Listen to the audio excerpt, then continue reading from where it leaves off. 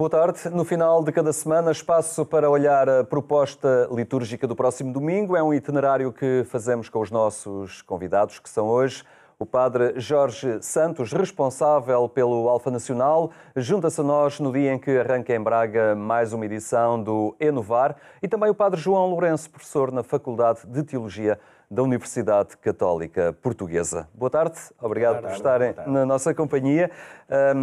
É o quinto domingo do Tempo Comum ao qual vamos hoje prestar atenção, mas este é também um dia especial. Padre Jorge Santos, começa o Enovar, uma vez mais uma edição, é em Braga. O que é que se pretende com estas ocasiões que estimulam a liderança, o assumir de um protagonismo maior dentro da Igreja? Sim. Nós queremos exatamente ajudar a refletir e a pensar a mudança pastoral. O Papa Francisco, na Evangelii Gaudium, dizia: eu sonho com uma Igreja capaz de mudar tudo para estar ao serviço da missão. Hoje o mundo... A mudança faz parte do pão cotidiano, não é uma coisa epocal, mas é algo que está continuamente a acontecer. E a Igreja tem de se adaptar a esta mudança, encontrar a linguagem própria do tempo, a quem se destina, aos destinatários, a quem ela se dirige, e por isso inovar é necessário hoje continuamente. Temos de estar sempre a inovar. E os processos de liderança desta mudança é muito importante. Por isso, apraz-nos registrar, por exemplo, muitos padres hoje já estão inscritos para este Inovar, muitos jovens, que é uma coisa assim, em relação ao ano passado, estão muitas dezenas de jovens que perceberam, até por publicidade que alguns fizeram, que aquilo é importante para as suas vidas, mesmo a nível civil, mesmo a nível dos seus, digamos assim, do futuro que eles almejam para eles, aprenderem a pensar as coisas e que podem ser líderes de mudança e pensar a mudança para onde vão, porque também a inovação é necessária em toda a parte. Acaba por ser um espírito, não apenas na sua participação de vida em igreja, mas na sua vida pessoal também, ter esta atitude de inconformismo contínuo. Sim. O ano passado o Inovar deu muito fruto visíveis em muitas paróquias, porque muitos padres que estiveram e leigos, de facto, produziram mudanças, e este ano, neste Inovar, vamos ter bastantes experiências, de um ano apenas, mas que estão a dar frutos já em muitas paróquias. Mas esta iniciativa vem na sequência do Alfa Nacional. O que é estas siglas, este Alfa, uma letra do alfabeto grego, a primeira, mas que significa algo mais também no nosso contexto e no contexto europeu, mundial, não é? Uma experiência de igreja particular. O Alfa é uma experiência de primeiro anúncio, mas que, gerando o primeiro anúncio nas paróquias, isto é, levando pessoas a conhecer Cristo, a fazer a experiência do encontro com Ele, depois elas entram na comunidade cristã e trazem consigo uma grande força para exercer a mudança. E muitas vezes nós reparamos que as pessoas vinham com o espírito renovado para as paróquias, mas nem sempre as paróquias que encontravam estavam acolhedoras a esta mudança, porque se a paróquia não muda, para acolher e para evangelizarem, vale pouco ter um curso Alfa que traz gente nova. Então, este Inovar surgiu exatamente para não ficarmos só centrados num percurso, mas ajudarmos as comunidades a pensarem a mudança. Portanto, é mais largo, mais abrangente, porque é preciso pensar a mudança toda na comunidade cristã e não ficar só agarrado a um percurso, não é? Muito bem. Padre João Lourenço, vamos olhar este quinto domingo do Tempo Comum. Temos aqui os discípulos que partilham uma missão, não é? Que são desafiados a isso, o aceitar um convite. Qual é que é, no seu entender, a pedra de toque, digamos, que perpassa também nas propostas bíblicas dos textos que nos são dados a ler nas Eucaristias deste próximo domingo? Ora, muito boa tarde aos nossos telespectadores e creio que é importante, como ponto prévio, referir algo que a liturgia de hoje como sempre, mas hoje de uma forma também muito intensiva, muito forte, dizer-nos que, de facto, o carisma, a vivência, a identidade cristã tem esta dimensão profética, mas esta dimensão profética não se faz só a partir de Jesus. Também se faz a partir daqueles que seguem Jesus. Portanto, também é preciso não apenas estar a contemplar o Mestre, mas pôr-se em caminho com o Mestre. Não apenas olhar o testemunho de Jesus, que é, como víamos na semana passada, um testemunho de encanto, todos se admiravam das palavras e era encantador, mas precisamos dar a expressão vivencial concreta a esse encanto, vivendo-o, testemunhando-o, disponibilizando-nos. E de facto, eu diria que os textos deste domingo mostram-nos dão-nos dois paradigmas, um do Antigo Testamento, neste caso o profeta Isaías, um no Novo Testamento, que é Jesus Cristo, porque ele é o centro do Novo Testamento, toda a vida cristã, e se no domingo passado víamos que esta dimensão profética muitas vezes tem uma dimensão de ruptura, esta dimensão profética também tem a dimensão de interpelar, chamar e fazer com que ir com, disponibilizar-nos. E por isso as marcas fortes deste domingo estão exatamente na primeira leitura. Eis-me aqui, envia-me, e no Evangelho o convite de Jesus aos discípulos, vinde, deixaram tudo, foram com eles e o Senhor fez deles pescadores de homens. É naturalmente esta dimensão que eu acho que é muito, muito importante na vivência e é esta dinâmica que temos de emprestar à liturgia, para que a liturgia não seja apenas um espaço de ir e estar, mas um espaço de ir e partir. Um espaço de ir e rezar, que é certamente muito bom, mas também é um espaço de rezar e de se tornar operante, tornar-se ativo, dinâmico na vida da Igreja. Muito bem, e então agora pelas palavras lidas por Luís Miguel de Sintra que escutamos então esta parte do Evangelho de Lucas. Naquele tempo estava a multidão aglomerada em volta de Jesus para ouvir a palavra de Deus. Ele encontrava-se na margem do lago de Nazaré e viu 2 barcos estacionados no lago. Os pescadores tinham deixado os barcos e estavam a lavar as redes. Jesus subiu para um barco, que era de Simão, e pediu-lhe que se afastasse um pouco da terra. Depois sentou-se e do barco pôs-se a ensinar a multidão. Quando acabou de falar, disse a Simão: "Faste ao largo e lançai as redes para a pesca." Respondeu-lhe Simão: "Mestre, andámos na faina toda a noite e não apanhámos nada.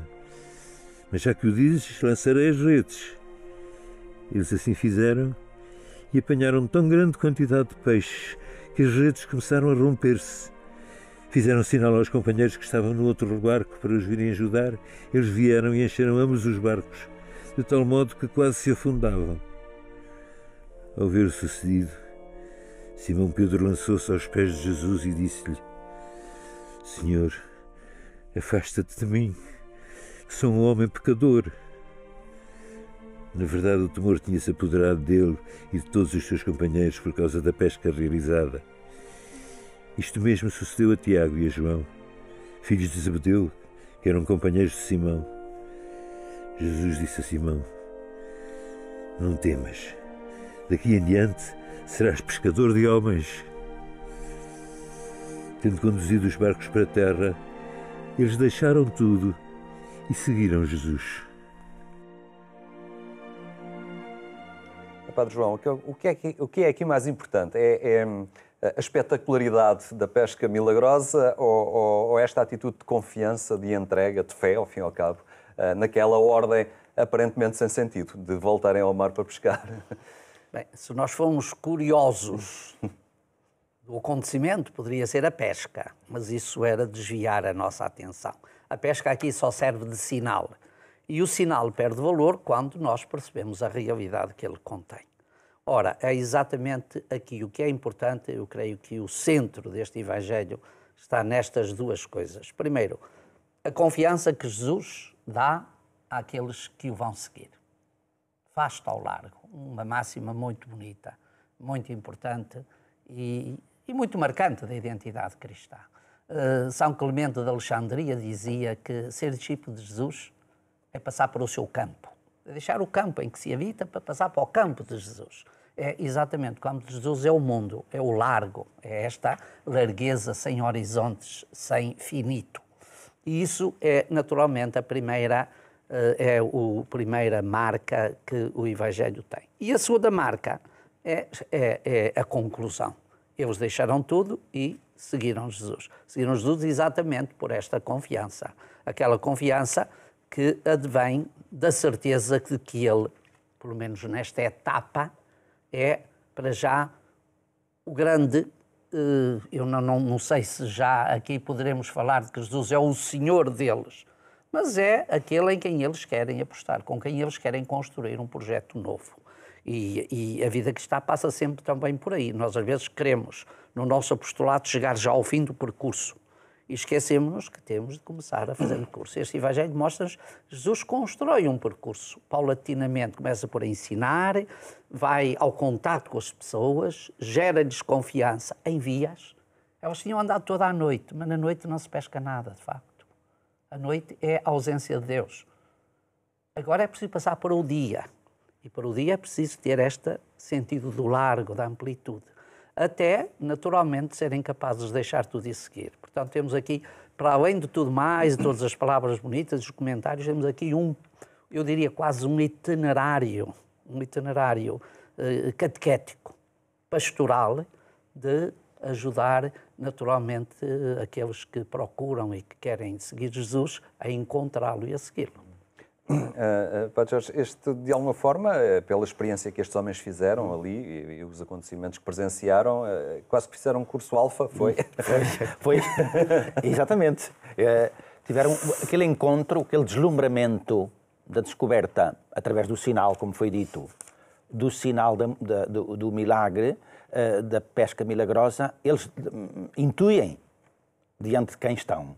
E essa atitude de Pedro, afasta-te de mim, Senhor, que eu sou um homem pecador, um pouco como Isaías na primeira leitura, ai de mim, que sou um homem de lábios impuros, vivo no meio... Portanto, o sentido de impureza diante da santidade de Deus, portanto, é uma experiência de assombro diante de Deus. E esta experiência é que os faz capaz de largar tudo. Porque quando se percebe quem Ele é, então pode-se ter confiança, porque sabe-se que Ele estará connosco, não é? E a partir deste encontro, como diz o Papa Bento XVI, no princípio do cristianismo, do início de ser cristão, não está uma grande ideia, uma filosofia, está um encontro, está uma experiência, um acontecimento que dá à vida um novo horizonte, um novo rumo. Ora, o novo rumo dos discípulos nasceu deste encontro deslumbrante, assombroso, com o Deus que se revela capaz de fazer estes sinais, estas coisas extraordinárias. Agora eles estão dispostos para o seguirem. E de facto é aqui que começa tudo. É por isso que o percurso alvo é importante, porque é este encontro sem o qual nada acontece. Não é?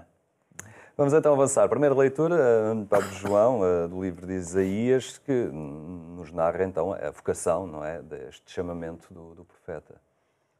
Sim, a primeira leitura é exatamente o texto da vocação.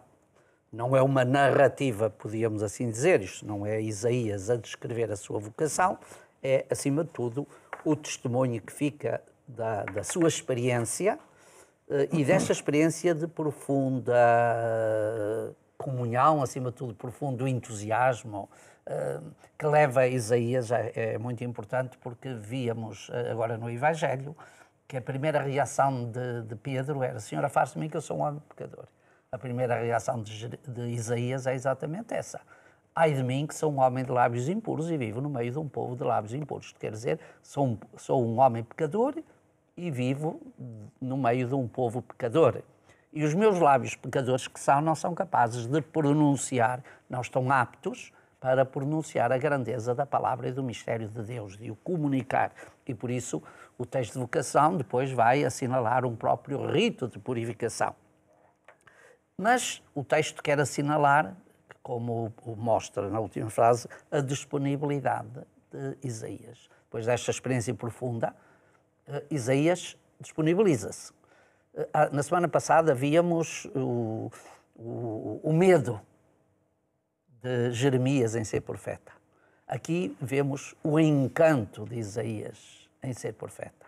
Na experiência tínhamos a função um bocadinho de ruptura que Jeremias devia fazer. Isaías vem-nos mostrar que a experiência dele é levar os homens a contemplar esta glória de Yahvé que enchia toda a terra, que enchia todo o templo. É esse encontro, esse encanto, esse espanto que deve animar aqueles que seguem Jesus. E por isso o paradigma profético de Isaías é de facto um paradigma grandioso, é um paradigma, eu diria, quase empolgante. É de facto a profecia na sua máxima expressão, porque é a profecia que é capaz, que a lei, o profeta e a sua palavra, a sua profecia, devem ser o testemunho desta grandeza, desta magnificência, desta beleza de Deus. A glória de Deus, a palavra glória é muito bonita, tem um conteúdo muito significativo. Esta glória de Deus é aquilo que deve animar e dar sentido ao coração do homem. Jorge, por vezes também o sacerdote, não é? Não é o caso, é o caso. Também oscila às vezes um bocadinho entre a atitude de louvor, da ação de graças, por uma escolha que um dia fez na sua vida, há elementos gratificantes também na sua ação pastoral, por outras alturas também o reconhecimento da incapacidade, de alguma frustração, de alguma fraqueza, não é? Que é muito humano. Claro. E tal como o profeta também, oscila-se um bocadinho entre estas duas vertentes. Claro, isso faz parte da vida. Agora, este início, ou melhor, esta experiência inicial faz parte sempre há de fazer sempre parte da memória do padre nos momentos difíceis. Quer dizer, esta recordação viva daquele encontro, mesmo se depois, às vezes, às escuras, a gente deixa de ver e de sentir, e muitas vezes, e pode haver até a dúvida, como narra Teresa de Calcutá no seu diário espiritual.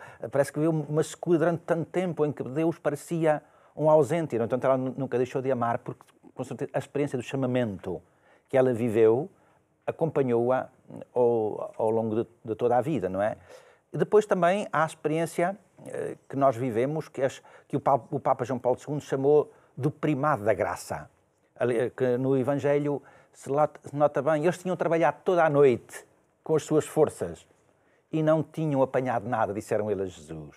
Mas à tua palavra, contigo, lançarei as redes. Eles perceberam que, digamos assim, a pesca, né, e a pastoral, o seu fruto não vem das nossas obras, se bem que elas são precisas, não vem tanto do nosso trabalho, que às vezes a gente deixa-se enganar, mas que é preciso, mas às vezes entramos num certo ativismo, quase louco, digamos assim, e às vezes precisamos de parar para dizer de onde é que vem o fruto daquilo que eu faço? É do meu trabalho só? Ou eu preciso de contar com ele? E então aí vem a força da oração, de estar com o Senhor. Aliás, esta leitura nos fala também da importância da liturgia, porque Isaías teve este deslumbramento, este encontro com o Senhor, foi exatamente na liturgia do templo, quando estavam em oração. E há muitas conversões ao longo da história que se deram. Por exemplo, estou-me a lembrar de Paul Claudel, a entrar na Catedral de Notre-Dame, em Paris, numa tarde ou noite de Natal, e foi na liturgia que ele, ao entrar, acreditou. Quer dizer, sem grandes palavras, foi a glória de Deus, o peso da sua glória que o iluminou e que o levou a acreditar. E, portanto, a oração, a liturgia provocam este encontro para que as pessoas possam descobrir Deus, e isso fica na sua memória depois para os momentos secos, onde parece que não se vê nada. Claro. Muito bem, e para terminarmos, segunda leitura desta carta de Paulo aos Coríntios, em que nos apresenta a ressurreição como esse suplemento energético, digamos assim, que ajuda então a superar os momentos de maior dificuldade. Sim, efetivamente, creio que é assim. Mas este texto da carta aos Coríntios de São Paulo tem outra marca que também é muito importante e acho que devemos reconhecê-la. É o primeiro escrito, objetivamente falando e por nós conhecido, que nos narra a memória da Eucaristia, da instituição da Eucaristia. Fundamento e alimento da fé. Não é? E depois, a partir da ressurreição, temos então o autor da carta aos Coríntios, São Paulo, a falar-nos dos testemunhos, e são muitos. E, de facto, é muito bonito, porque o testemunho é sempre o fundamento da fé. A nossa fé é uma fé que radica no testemunho, nos discípulos que testemunham a experiência vivida com Jesus, nos primeiros crentes que testemunham a experiência vivida com os seus mestres, com os apóstolos, etc, etc. E até muitos de nós, o fundamento da nossa fé é o testemunho que tivemos da graça dos pais, ou de uma comunidade, ou de uma paróquia, ou de alguém que nos marcou. Portanto, aqui a ressurreição é o ato testemunhado, é o fundamento que dá sentido a esse testemunho. Mas tudo isso radica neste mistério, podemos dizer, neste sacramento, que é a presença do Senhor no seio da sua comunidade. É da Eucaristia que nasce a Igreja. E é na Igreja que se celebra, que se atualiza a Eucaristia. E, portanto, recordar este texto para mim é sempre muito gratificante, porque é a memória escrita do testemunho do Senhor que diz: este é o meu sangue, dado por vós, e fazei isto em memória de mim. Acho que é muito importante na celebração da Eucaristia deste domingo, os nossos cristãos, as nossas comunidades, terem aqui bem assente a sua experiência de fé, a sua vivência. Muito bem, fica então o essencial sobre os textos litúrgicos deste quinto domingo do Tempo Comum. Obrigado pela vossa presença hoje aqui no programa Eclésia. Não esqueça de acompanhar mais logo a edição rádio, é na Antena 1 pelas 22h45. Tenha então uma ótima tarde, tenha também um bom fim de semana.